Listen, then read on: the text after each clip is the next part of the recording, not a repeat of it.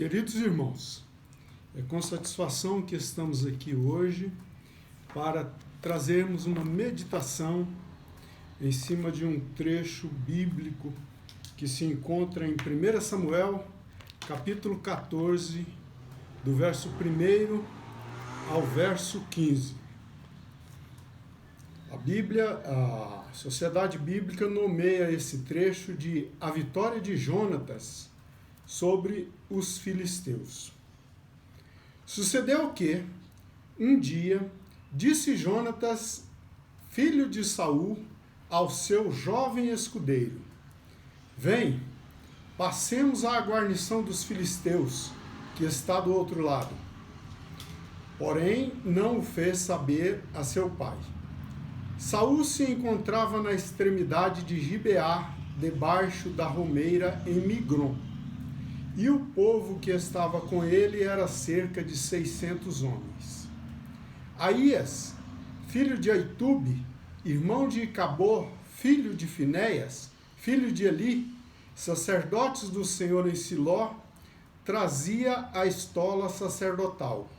O povo não sabia que Jonatas tinha ido. Entre os desfiladeiros pelos quais Jonatas procurava passar à guarnição dos filisteus, deste lado havia uma pedra íngreme e do outro outra. Uma se chamava Bossés, a outra Sené. Uma delas se erguia ao norte, defronte de Micmas, a outra ao sul, defronte de Geba. Disse, pois, Jonatas ao seu escudeiro: Vem, passemos à guarnição destes incircuncisos. Porventura o Senhor nos ajudará nisto, porque para o Senhor nenhum impedimento há de livrar com muitos ou com poucos. Então seu escudeiro lhe disse: Faze tudo segundo inclinar o teu coração. Eis-me aqui contigo, à tua disposição será a minha. Disse, pois, Jonatas: Eis que passaremos a aqueles homens e nos daremos a conhecer a eles. Se nos disserem assim: Parai até que cheguemos a vós outros, então ficaremos onde estamos, e não subiremos a eles. Porém, se disserem: Subi a nós, então subiremos, pois o Senhor nos entregou nas mãos. Isto nos servirá de sinal. Dando-se, pois, ambos a conhecer a guarnição dos filisteus, disseram estes: Eis que os hebreus estão saindo dos buracos em que se tinham escondidos. Os homens da guarnição responderam a Jonatas e ao seu escudeiro, e disse: Subi a nós, e vos daremos uma lição. Disse Jonatas ao escudeiro: Sobe atrás de mim, porque o Senhor os entregou nas mãos de Israel. Então trepou Jonatas de gatinhas e o seu escudeiro atrás. E os filisteus caíram diante de Jonatas, e o seu escudeiro os matava atrás dele. Sucedeu esta primeira derrota, em que Jonatas e seu escudeiro mataram perto de 20 homens, em cerca de meia geira de terra. Houve grande espanto no arraial, no campo e em todo o povo. Também a mesma guarnição e os saqueadores tremeram, e a terra se estremeceu, e tudo passou a ser um terror de Deus. O tema da minha meditação no dia de hoje é características de uma fé extraordinária. Esse texto nos narra as atitudes de Jonatas. Eles estavam enfrentando um exército enorme. E Jonatas parou e pensou consigo: Deus pode nos dar a vitória. Sendo um ou dois, Deus pode nos dar a vitória. Porque para Deus não tem dificuldades em fazer coisa alguma. Então, a primeira coisa que me chama a atenção aqui, que eu considero a primeira característica de uma fé extraordinária, está no primeiro versículo. Uma fé extraordinária não tem dia para agir. É no dia da tribulação, da angústia, da luta, da alegria, da bonança, no dia de pedir ou de agradecer. O primeiro versículo diz: sucedeu que um dia disse Jonatas, filho de Saul, a seu escudeiro. Um dia. Qualquer dia pode ser o dia de manifestarmos a fé em um Deus grande, em um Deus poderoso, em um Deus que faz acontecer. A segunda característica de uma fé extraordinária é que esta fé convida. Vem, passemos a guarnição dos filisteus que está do outro lado. Jonatas disse isso ao seu escudeiro: vamos enfrentar os filisteus, vamos enfrentar um exército. Ele e o seu escudeiro. Vejam que era uma fé deveras extraordinária.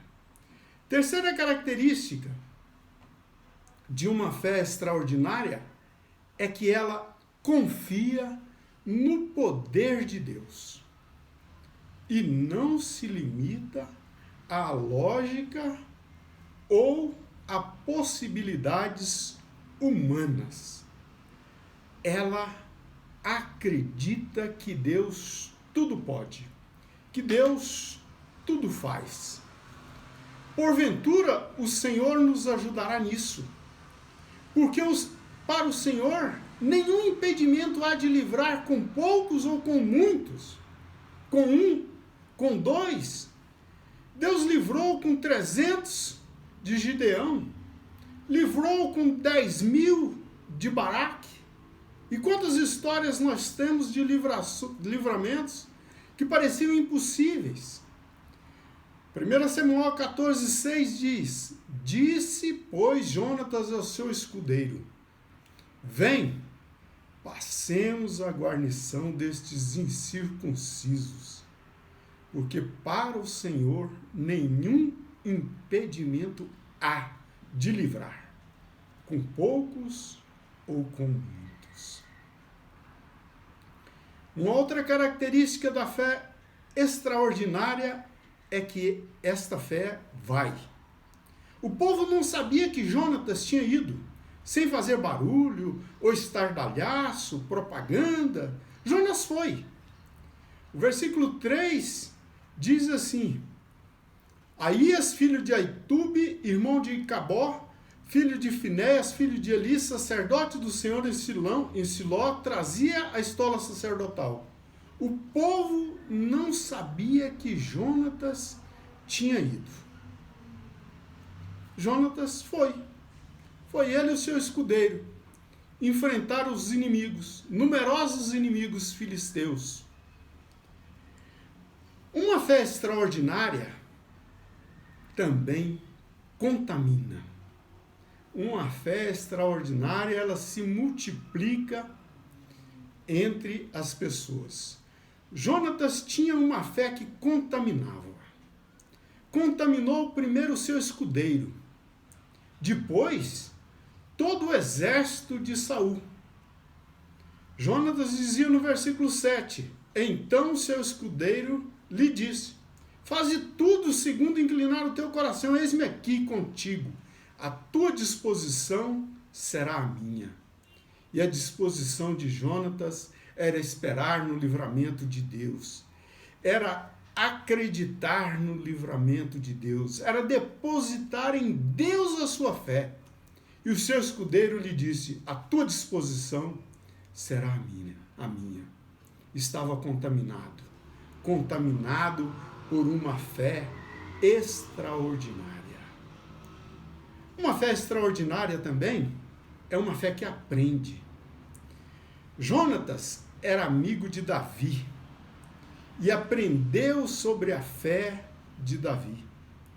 Davi, sozinho, enfrentou o gigante, enfrentou Golias, história que todo mundo conhece, e Jonatas ficou amigo de Davi depois desse embate, e Jonatas fora contaminado com a fé de Davi, que disse: quem é esse incircunciso filisteu para afrontar os exércitos do Deus vivo? Jonatas aprendeu e Jonatas fora contaminado. Uma fé extraordinária traz livramento de Deus. Verso 23 diz: assim livrou o Senhor a Israel naquele dia, e a batalha passou além de Bet-Aven. Jonatas tinha uma fé operante. Deus livrou. Deus livrou. Deus deu livramento para o povo de Israel, para o exército de Saul, para Jonatas, para seu escudeiro, para todos os que estavam naquela batalha. A Bíblia fala também de outras pessoas que também tiveram uma fé extraordinária. E sem muito esforço, podemos citar algumas. Primeiro, Abraão, que estava para oferecer Isaque, seu único filho, em sacrifício queimado, crendo que Deus o ressuscitaria das cinzas. Moisés, como podemos esquecer de Moisés, que enfrentou o faraó e tomou-lhe os hebreus que lhe eram escravos, somente obedecendo a Deus. Josué, que em nome de Deus interveio na lei natural, fazendo o dia quase dobrar. E nunca mais tivemos um dia tão grande como aquele, como quando Josué disse: sol, detente em Gibeon, e tu, lua, no vale de Ajalon. Né? Davi, que enfrentou o gigante, crendo que contra todas as possibilidades seria o vencedor. O profeta Ezequiel, que profetizou para ossos secos, a Bíblia ainda diz sequíssimos, espalhados no vale, para que revivessem. Quem pode esquecer o centurião romano, que disse a Jesus que bastava ordenar e seu servo que estava à morte seria curado à distância, lá na casa onde ele se encontrava, e ouviu de Jesus que nem mesmo em Jerusalém tinha visto uma fé tamanha. O que dizer da mulher cananeia, que mesmo depois de ter sua petição negada, várias vezes conseguiu a sua bênção? Para citar apenas algumas pessoas que podemos dizer que tiveram uma fé extraordinária. E agora, irmãos, eu creio que é a nossa vez. A fé extraordinária que precisamos para enfrentar os momentos atuais. A igreja precisa, os brasileiros carecem, essa pandemia tem que ser eliminada. O Brasil nunca passou pelo que está passando. Oremos pela igreja do Senhor Jesus, pela nossa pátria, clamemos por livramento. Deus irá livrar, Deus irá abençoar, Deus irá fazer milagres extraordinários. Oremos ao Senhor. Pai, nós te bendizemos, nós te glorificamos, nós te exaltamos, ó Deus Todo-Poderoso, porque nada te é impossível. Nada, ó Deus amado, te é difícil. E o Senhor não muda. O Senhor que atendeu a esses homens no passado, também está atendendo aos teus servos no presente. E, Pai, nós te suplicamos pela tua igreja plantada no Brasil. Senhor querido, abençoa a tua igreja com fé, com perseverança, com obediência, com entendimento da tua vontade, ó Deus Todo-Poderoso. Senhor, abençoa os brasileiros que estão precisando aprender que para o Senhor nada é impossível e que o Senhor pode todas as coisas. Senhor, nós te suplicamos que essa pandemia seja eliminada, que o Senhor multiplique entre os brasileiros